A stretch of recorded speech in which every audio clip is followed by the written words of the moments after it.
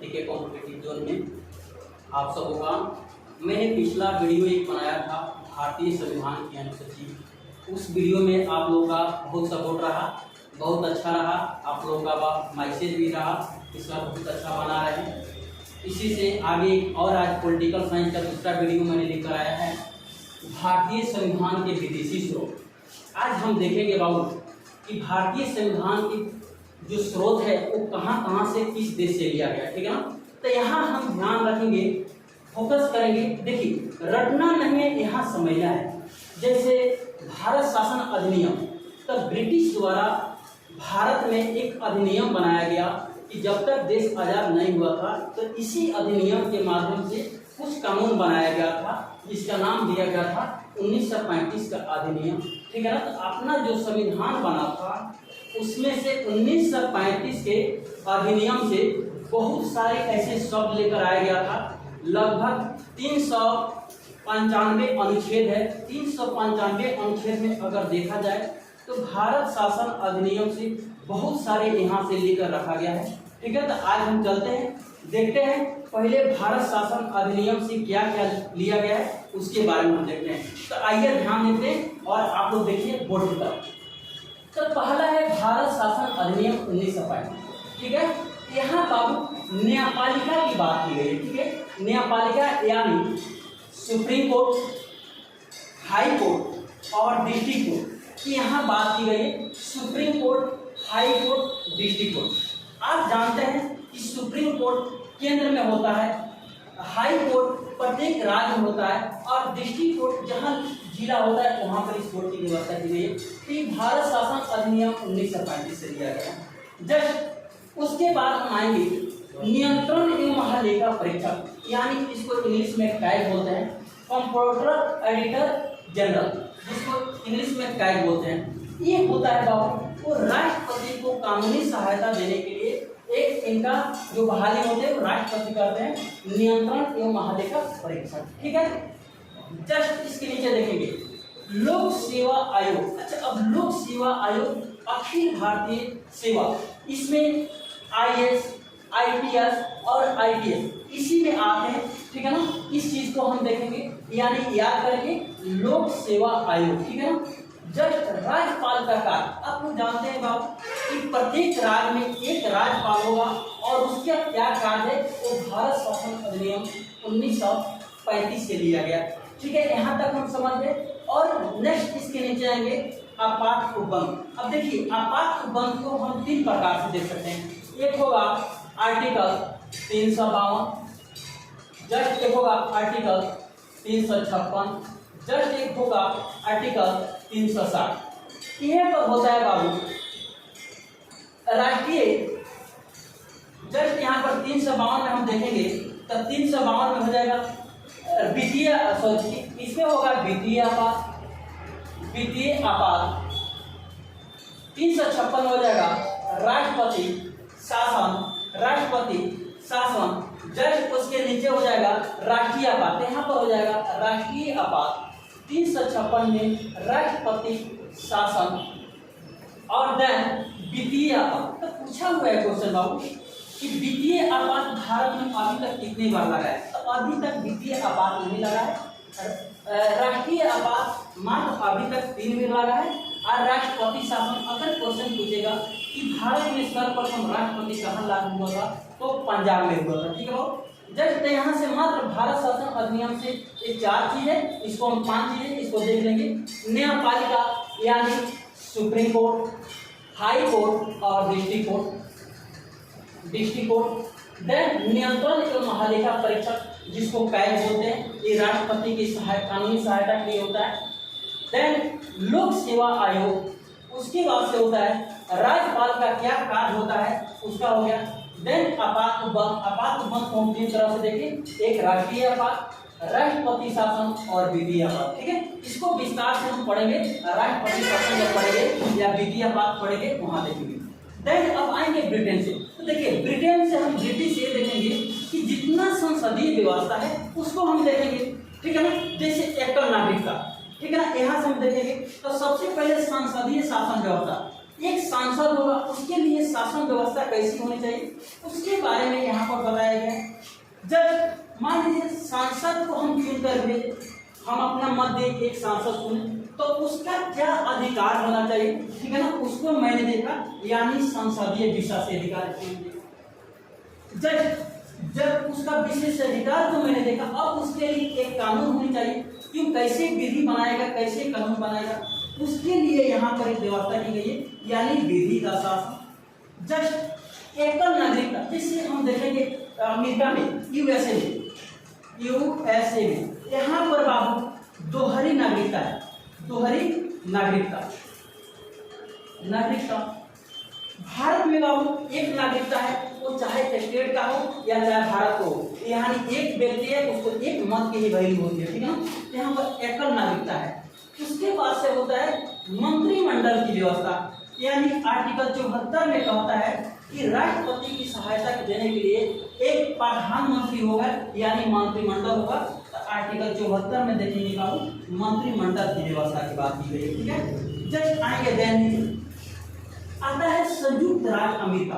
अब संयुक्त राज्य अमेरिका से क्या लिया गया है, तो सबसे पहले यहाँ जो हम लोग प्रस्तावना रखते आते हैं, प्रस्तावना क्या है, तो यहाँ प्रस्तावना का विचार की बात की गई है, प्रस्तावना की विचार, यहाँ ध्यान रखेंगे, यहाँ विचार की बात की गई है, लेकिन पूछेगा कि प्रस्तावना का भाषा किस देश से लिया गया है, तो अमेरिका से लिया गया है। जब यहाँ प्रस्तावना का विचार लिया गया, वो भी कहाँ से लिया गया बाबू, वो अमेरिका से लिया गया, यानी संयुक्त राज्य अमेरिका के संविधान से लिया गया, ठीक है। देन मौलिक अधिकार, यानी फंडामेंटल राइट।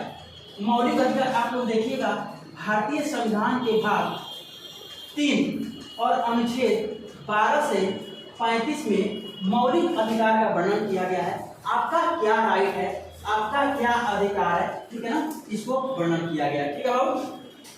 देन न्यायिक पुनर्विलोकन। न्यायिक पुनर्विलोकन का अर्थ होता है कि मान लीजिए कोई कानून विधेयक बन गया, उसमें पुनः विचार, ठीक है ना, पुनर्विलोकन का अर्थ होता है उसमें पुनः विचार कर लेना ही पुनर्विलोकन होता है। यानी मान लीजिए कोई कानून बन गया, उसमें फिर से अगर संशोधन करना है तो किस देश के संविधान से लिया गया, हो संयुक्त राज्य अमेरिका से, ठीक है। आएंगे नेक्स्ट, अमेरिका के संविधान से लिया गया है निर्वाचित राष्ट्रपति एवं उस पर महाभियोग। निर्वाचित राष्ट्रपति एवं उस पर महाभियोग, आप लोग महाभियोग पढ़िएगा आर्टिकल 61 में। महाभियोग कैसे लाया जाता है, ठीक है। महाभियोग की प्रक्रिया आप लोकसभा या राज्यसभा किसी भी सदन से, जैसे आप लोग सदन पढ़ते हैं, सदन को दो भागों में बांटते हैं, एक लोकसभा एक राज्यसभा। तो महाभियोग की प्रक्रिया आप लोकसभा या राज्यसभा किसी से सदन से लाया जा सकता है, ठीक है। जब यहाँ वित्तीय पाठ मैंने पढ़ाया, वित्तीय पाठ आर्टिकल 360 लिया गया हो, यहाँ भारत शासन अधिनियम से भी और भारत शासन अधिनियम से आपात उपबंध लाया गया, लेकिन आपात उपबंध में आर्टिकल 360 है वित्तीय पाठ, वो कहाँ से लाया गया हो, संयुक्त राज्य अमेरिका से लिया गया, ठीक है। जब आएंगे संविधान में संशोधन की प्रक्रिया, आप लोग पढ़े हो यार कि आर्टिकल 368 में संशोधन की प्रक्रिया है, यानी संविधान में कोई चीज ऐड करना है, जोड़ना है, तो यहाँ से संविधान में संशोधन करके हम जोड़ सकते हैं। तो कहाँ से लाया गया है बाबू, दक्षिण अफ्रीका से। यहाँ ध्यान दीजिएगा कि दक्षिण अफ्रीका से लाया गया है संविधान में संशोधन की प्रक्रिया, ठीक है। देन राज्यसभा के सदस्यों का निर्वाचन। अब राज्यसभा के सदस्य के निर्वाचन कैसे होगा, ठीक है ना, इसके लिए दक्षिण अफ्रीका के संविधान से होनी है, ठीक है ना। देन अब आएंगे कनाडा, देखेंगे कनाडा से लाया गया हो संघात्मक व्यवस्था, यानी भारत में केंद्र और राज्य के लिए क्या क्या व्यवस्था की गई है, इसके बारे में इस कनाडा के संविधान से लिया गया, ठीक है ना। देन अवशिष्ट शक्तियां केंद्र के पास, यानी अवशिष्ट शक्ति के बारे में हम जानेंगे कि वैसी शक्तियां जो केंद्र के पास नहीं है, ठीक है ना, उससे अवशिष्ट शक्तियां कहते हैं। जैसे हम लोग सूची पढ़ते हैं, केंद्र सूची, यहाँ पढ़ेंगे केंद्र सूची, राज्य सूची और समवर्ती सूची। तो मैंने पिछली क्लास में आप लोगों को बताया था बाबू कि केंद्र सरकार कानून बनाती है, राज्य सूची में राज्य सरकार और समवर्ती सूची में यानी केंद्र और राज्य दोनों मिलकर बनाते हैं। इसी तरह एक और सूची होती है जिसको हम कहते हैं अवशिष्ट शक्ति, यानी वैसी शक्ति जो केंद्र के पास है। जैसे कोई हम शोध कर सकते हैं, जैसे अंतरिक्ष के बारे में कोई मतलब खोज करते हैं तो अवशिष्ट शक्ति के ही पास जाता है और एक केंद्र के पास होती है। देन आएंगे हम आयरलैंड के संविधान से, ठीक है ना। आयरलैंड के संविधान से क्या है, बहुत इंपॉर्टेंट है, ये पूछता है राज्य के नीति निर्धारण तत्व यानी डीपीएस, यानी इसको इंग्लिश में बोलते हैं directive principle of state policy, ठीक है ना। यानी राज्य के हित के लिए कैसी कानून व्यवस्था होनी चाहिए, कैसी नीति होनी चाहिए, ठीक है ना। इसके लिए बाबू यहाँ राज्य के नीति निर्धारण को दर्शाते हैं, यानी हर एक व्यक्ति के लिए ये बहुत ही महत्वपूर्ण चीज होता है कि वहाँ की शासन प्रशासन चलाने के लिए वहाँ की नीति कैसी होनी चाहिए।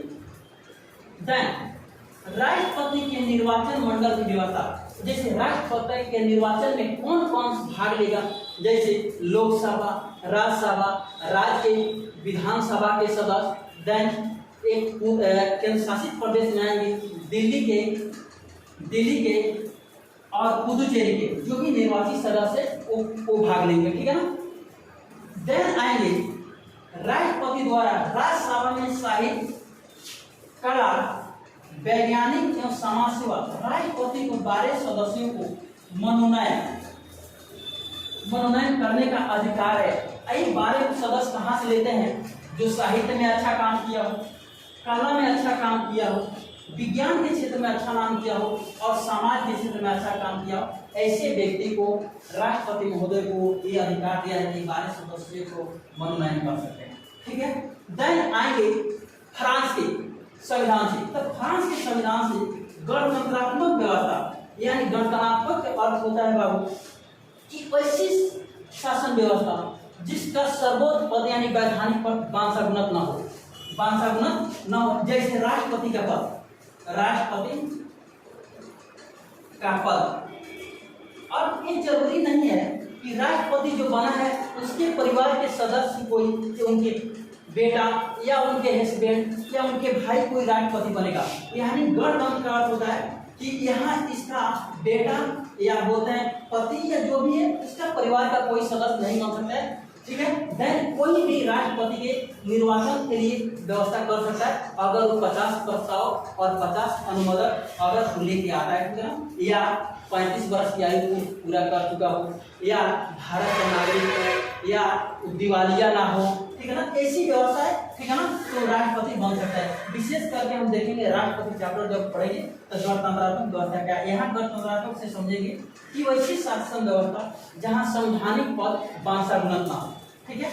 देन आएंगे बहुत इंपॉर्टेंट चीज है, यहाँ फ्रांस के संविधान से लिया गया स्वतंत्रता, समानता एवं बंधुत्व, यानी आप स्वतंत्र हो, आपका सम्मान भी हो और बंधुत्व, यहाँ भाईचारा हो। एक किस देश के संविधान से लिया गया है, तो फ्रांस के। तो ध्यान रखिएगा, एक क्वेश्चन बहुत बार पूछा है कि फ्रांस के संविधान से क्या लिया गया है, तो स्वतंत्रता, समता और बंधुत्व ये फ्रांस के संविधान से लिया गया है, ठीक है ना।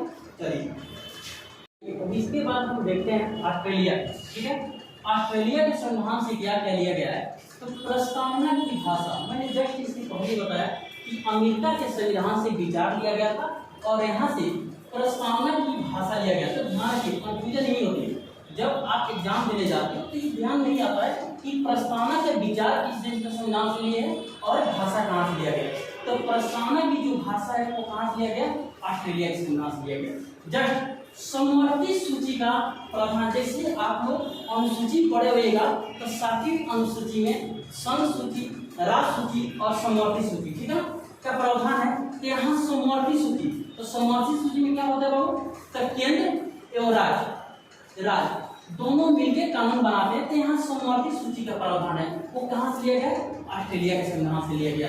जस्ट संसद के दोनों सदनों की संयुक्त बैठक। अब देखिए आर्टिकल आप लोग 108 पढ़े होइएगा कि संसद में जब कोई गतिरोध उत्पन्न होता है तो राष्ट्रपति को एक अधिकार दिया गया है कि दोनों सदनों के एक बैठक बुला सकते हैं, लेकिन अध्यक्षता लोकसभा के अध्यक्ष करते हैं, ठीक है ना। कौन करते हैं बाबू, लोकसभा के अध्यक्षता। लेकिन क्वेश्चन पूछता है कि जब संयुक्त अधिवेशन जब राष्ट्रपति बुलाते हैं तो उसकी अध्यक्षता कौन करता है। तो ध्यान रखिए बाबू, यहाँ लोकसभा के अध्यक्ष अध्यक्षता करते हैं लेकिन बुलाते कौन है, राष्ट्रपति महोदय। तो इस चीज को ध्यान रखिएगा आपको, ठीक है।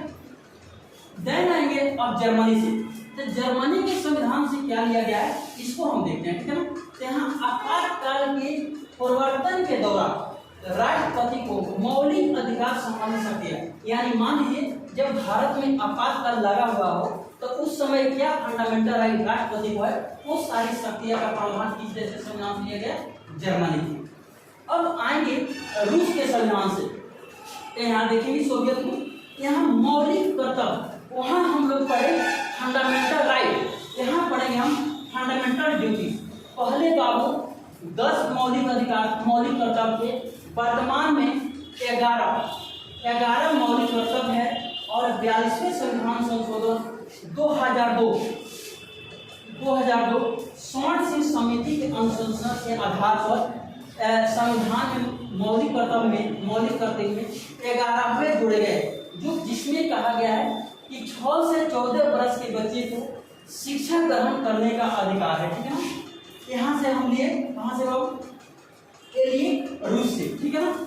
देन आएंगे प्रस्तावना में, जैसे मैंने अभी फ्रांस में पढ़ा, ठीक है ना, उसी तरह यहाँ मैंने अपने प्रस्तावना में सामाजिक, आर्थिक और राजनीतिक, ठीक है ना, यानी सामाजिक, आर्थिक, राजनीतिक किस देश के संविधान से लिया गया, तो रूस के संविधान से लिया गया, ठीक है ना। यानी सामाजिक, आपका समाज में कैसा आपका मान सम्मान हो, आर्थिक इकोनॉमिकल जो होता है वो पूरा का पूरा सबको मिले समान में, और राजनीतिक व्यवस्था में सबका हक समान हो, ठीक है ना। तो ये बाबू लाया गया है रूस के संविधान से लाया गया, ठीक है। देन आएंगे जापान से, जो विधि द्वारा स्थापित प्रक्रिया, इसका मतलब है कि ऐसा कानून जो सबके ऊपर समान रूप से निहित हो, ठीक है ना। तो आएंगे, आज का वीडियो कैसा लगा बाबू, आप लोग कमेंट कीजिए, और अच्छा वीडियो लगे तो लाइक सब्सक्राइब करना ना भूलें, और बेल आइकन को जरूर दबाएं, और कमेंट में बताएं कि वीडियो आपको कैसा अच्छा लगा है। फिर नेक्स्ट वीडियो हम कल लेके आएंगे। धन्यवाद।